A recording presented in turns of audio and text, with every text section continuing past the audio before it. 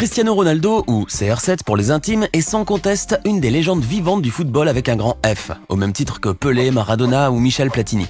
Le palmarès du jeune Portugais est en effet orné des plus prestigieux titres dont un joueur professionnel ne pourrait jamais rêver, et auxquels il faudrait aussi ajouter ses incroyables exploits et réalisations personnelles. Pourtant, pour des raisons assez obscures, on évoque très rarement les premières années de vie de Cristiano Ronaldo, ainsi que son enfance dans le quartier de Santo Antonio, à Funchal, sur l'île de Madère. Quelle a été l'incroyable destinée de Cristiano Ronaldo, de ses fulgurants débuts à Manchester United à son ascension hégémonique à la tête du football européen avec le Real Madrid? Installez-vous bien confortablement car aujourd'hui nous allons retourner aux origines pour tenter de savoir comment Cristiano Ronaldo est devenu footballeur. On commence. Cristiano Ronaldo, de son nom complet Cristiano Ronaldo dos Santos Aveiro, a vu en effet le jour le 5 février 1985, sur cette magnifique île aux splendides paysages, nichée à environ 660 km de la côte africaine.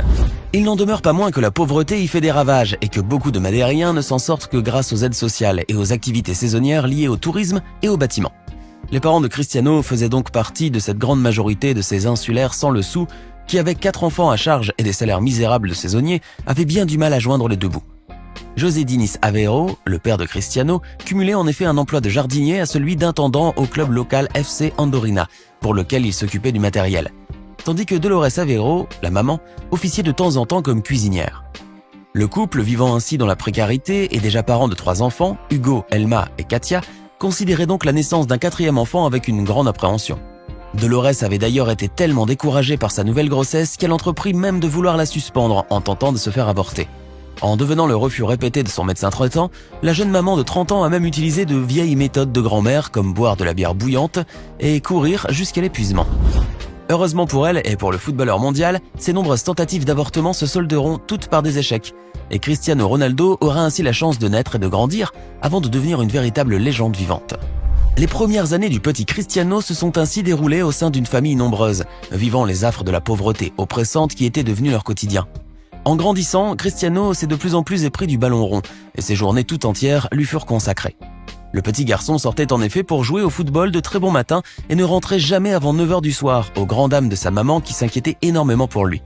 Cristiano était devenu tellement accro au foot qu'il usait très rapidement ses chaussures et devait, faute de pouvoir s'en acheter des neuves, emprunter celles de son grand frère et de son cousin. Le petit Ronaldo a toujours été très attaché à son paternel, et c'est sous son impulsion que le joueur a décidé d'intégrer le club où il travaillait comme intendant, le FC Andorina. Le petit Cristiano a donc joué son premier match sous maillot officiel à l'âge de 7 ans, et bien qu'il y avait de nombreuses règles qu'il ne comprenait pas, il s'est facilement adapté à l'organisation et à la discipline des matchs. Il intégra par la suite le club Deportivo Nacional, où il ne restera qu'une saison avant d'être finalement découvert par le Sporting Club du Portugal. Le prestigieux club installé à Lisbonne ne déboursera pourtant pas plus de 2200 € pour acquérir le jeune espoir. Une somme qui prête à sourire lorsque l'on connaît les montants faramineux de ses futurs transferts et qui resteront gravés à jamais dans l'histoire du football. À l'âge de 11 ans, Cristiano Ronaldo débarque donc à Lisbonne, armé de sa passion pour le football et de l'impétuosité de sa jeunesse. Le petit Lusitanien va devoir galérer un moment, le temps pour lui de s'adapter à la tumultueuse vie de la métropole, lui qui ne connaissait que les longues et calmes journées de son île natale. Cristiano Ronaldo a donc les nerfs à fleur de peau et se met rapidement en colère. Toutefois, son caractère va s'adoucir assez vite, à mesure que le jeune insulaire s'adapte à la vie des grandes villes. Et surtout, depuis que sa mère a quitté son emploi de cuisinière à Madère pour venir s'installer avec lui. Le jeune prodige démontra à partir de là toute l'étendue de son incroyable potentiel footballistique et l'entraîneur totalement conquis n'hésita pas à le faire jouer pour toutes les catégories d'âge du club.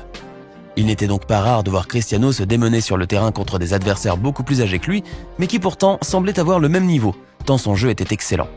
À l'âge de 16 ans, le jeune Cristiano Ronaldo est finalement repéré par Laszlo Bologna, l'entraîneur de l'équipe première du Sporting Club de Portugal, qui le fait entrer dans la cour des grands.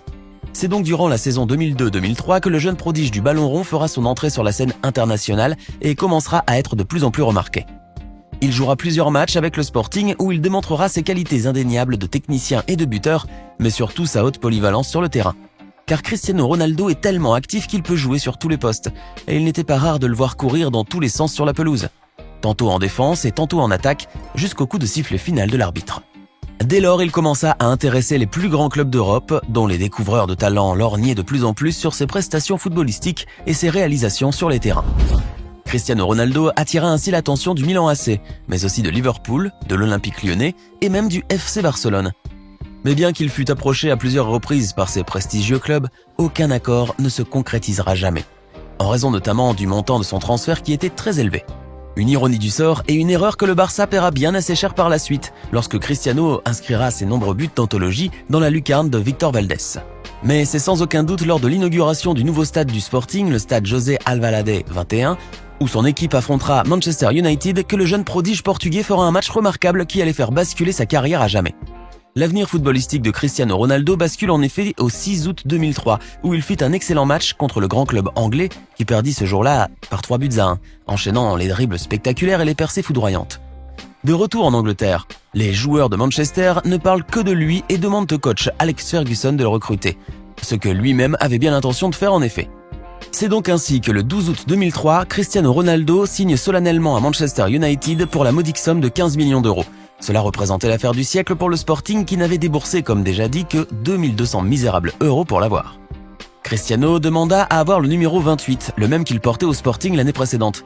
Mais Ferguson lui donna le numéro 7 du club, porté par des joueurs qui avaient écrit l'histoire du club comme Bobby Charlton, George Best, Eric Cantona et David Beckham. Inutile de souligner à quel point Sir Alex Ferguson avait raison, puisque c'est bel et bien sous les couleurs de Manchester United que le jeune Lusitanien, alors âgé de 18 ans, allait laisser exploser le summum de son art. Car après quelques débuts hésitants, Cristiano, qui désormais se faisait appeler CR7, allait peu à peu s'habituer au style de jeu très franc et très direct des Anglais, et commençait déjà à s'imposer davantage sur le terrain. En effet, saison après saison, CR7 enchaîne les dribbles les plus surprenants et les passes décisives pour ses coéquipiers, tout en se découvrant un talent irréfutable pour marquer des buts. Le jeune Portugais, agissant toujours par instinct, découvrit en effet qu'il lui était de plus en plus facile d'inscrire des buts et de faire trembler les gardiens, que ce soit par ses fulgurants coups de tête ou par de puissants boulets de canon ottomans, bombardés depuis les 25 mètres. C'était donc tout naturellement qu'il fut classé meilleur buteur en Première Ligue lors de la saison 2007-2008 avec 31 buts en 34 matchs joués, ainsi qu'en Ligue des Champions où il a marqué 8 buts en 11 matchs, dont 2 buts face à son club formateur, le Sporting Lisbonne. Plus physique et beaucoup plus prolifique devant le but qu'à ses tout débuts, CR7 a acquis une confiance inébranlable en soi et lorgne désormais vers le club des clubs, le Real Madrid, afin de booster sa carrière de footballeur. Son premier ballon d'or, remporté la même année en 2008, ne fera que renforcer ses convictions et ses espérances. Le 26 juin 2009, finalement, et après plus de 2 ans de rumeurs et de tapage médiatique, le Real Madrid achète Cristiano Ronaldo pour 6 ans et la somme record de 94 millions d'euros. Il devient alors à l'époque le transfert le plus cher de l'histoire du football, avant d'être détrôné par la suite par Gareth Bale, Paul Pogba et Neymar. Présenté le 6 juillet 2009 dans un stade Santiago Bernabéu archi-comble, il bat un autre record, celui du joueur dont la présentation ramena le plus de supporters, qui furent estimés à entre 80 000 et 95 000. Toutefois, et malgré les performances incroyables de sa nouvelle recrue, la saison 2009-2010 sera très décevante pour le Real Madrid, qui perdit la Liga au profit de son éternel rival, le Barça. Cristiano Ronaldo avait pu démontrer encore une fois toute l'étendue de son adaptabilité, puisqu'il s'était ainsi très vite familiarisé avec le style de jeu espagnol, le fameux tiki-taka. Et durant toute une décennie, CR7 se partagera avec son nouveau rival, Lionel Messi, les têtes d'affiche de la Liga, offrant un spectacle hors du commun et faisant du championnat espagnol un événement à ne surtout pas rater. Ses exploits footballistiques lui auront permis de décrocher 4 autres ballons d'or, et à son départ du Real, qu'il quitta en 2018 pour embarquer dans la Juve, CR7 aura laissé un immense héritage et des records difficiles à battre. Mais au-delà même de son palmarès énorme et de ses exploits personnels qui feraient frémir d'envie les plus grands joueurs, Cristiano Ronaldo a su marquer les esprits, y compris ceux de ses adversaires et de ses détracteurs.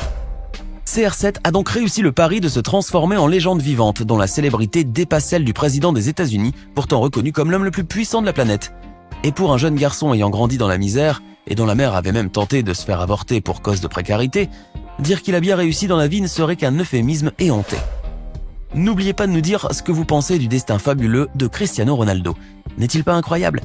Je vous donne rendez-vous dans la prochaine vidéo pour découvrir une nouvelle histoire aussi impressionnante.